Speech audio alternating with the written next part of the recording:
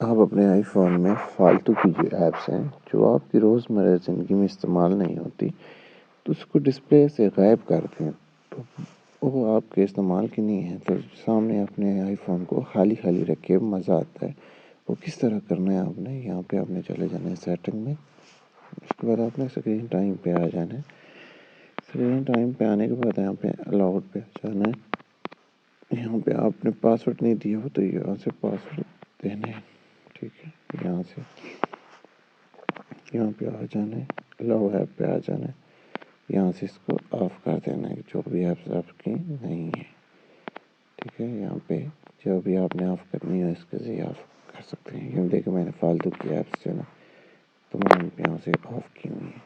تو اس طرح آپ اپنے آئی فون میں فالتو ایپس کو آف کر سکتے ہیں. تو ملتے ہیں نیکسٹ ویڈیو میں، اجازت دیجیے، اللہ حافظ.